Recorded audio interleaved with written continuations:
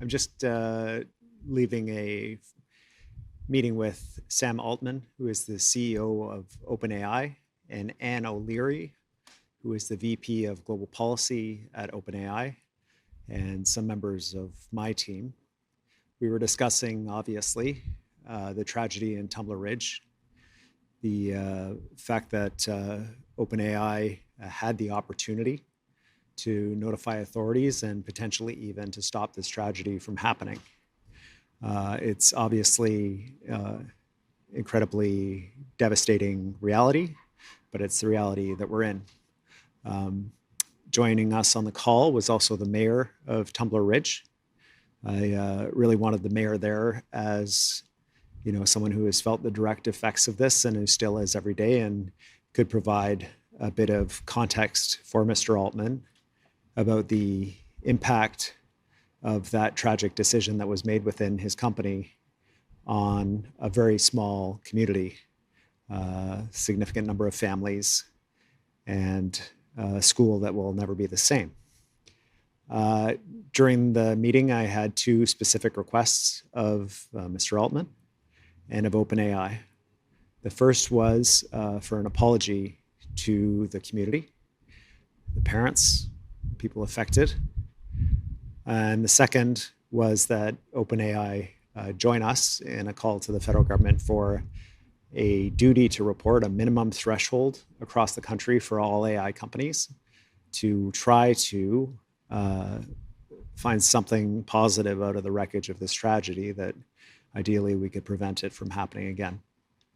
I also shared that our concern about AI here is not our only concern coming out of this tragedy. We also have serious questions about the guns, why they were in the house, and serious questions about our own mental health system, and that we would have to continue to work to get those answers through a coroner's inquest and whatever was available to get those answers for British Columbians.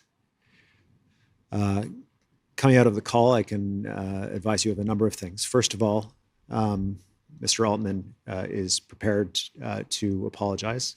Everybody on the call recognized that an apology is nowhere near sufficient, but also that it is completely necessary.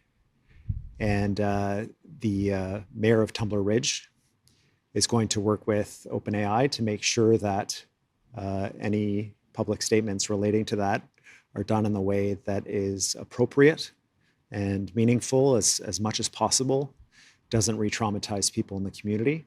And so they're going to do that work together, and we're going to help facilitate that. On the second piece, Mr. Altman agreed that OpenAI would work with our team in the provincial government to work together to find ways to provide recommendations and advocacy to the federal government around a regulatory standard that would be effective and that could actually be implemented. I don't believe that OpenAI's current standard is sufficient. Where there is an option to report, that option to not report could be taken again. But also, OpenAI has, from what I can tell and what our team can tell of the review of standards of AI companies in Canada, has the highest standard of any of the companies around reporting. So it's not acceptable that there are inconsistent standards between companies. It's not acceptable that it's up to the companies about whether or not to report. And that needs to change. We'll be pushing hard with the federal government for that to change. And there are a number of possible models. We don't prejudge any of them. But what I can tell you right now is that the status quo didn't work, and it very much presents the threat that it might fail again. And so change needs to be made, and quite urgently. It was a tough call. The mayor shared the raw emotion in the community. But I also want to recognize that there was no obligation on Mr. Altman to attend the call. And the fact that he did is a positive first step in an incredibly tragic situation. This technology presents incredible promise, and it's remarkable. It also presents threats. It is the threat of people misusing this tool to be more effective in killing than they would have otherwise been, or more effective in causing harm, getting money from other people illegally, any number of harms. And part of that means regulation. that harm is going to be caused to people, that they report that to the police, that there's a legal obligation on them to report. That is a legal obligation that can be enforced, that it's not up to them about whether or not they bring the information forward. So changes are needed, and we'll make sure that we're advocating for that to the federal government to try to drag some meaning from this incredibly devastating tragedy. You know, I feel a real urgency to get answers around this, because if we're going to get some kind of meaningful outcome from what is otherwise a meaningless, horrific tragedy, it's that we learn from this to stop it from happening again the next time. Part of it is about the guns. Part of it is about mental health services and responses. And we need to get those answers as quickly as possible. It's why we need to have that national threshold, and why we have to have a duty to report. OpenAI standard, I want that to be must report, that they have to report, and not just OpenAI, all of the AI companies. We want everybody to be on the same standard, the same obligation to report, the same consequences, and that is something we need to do as a country. We were assured by the RCMP, both initially around social media and then again after the OpenAI revelations, that they had obtained.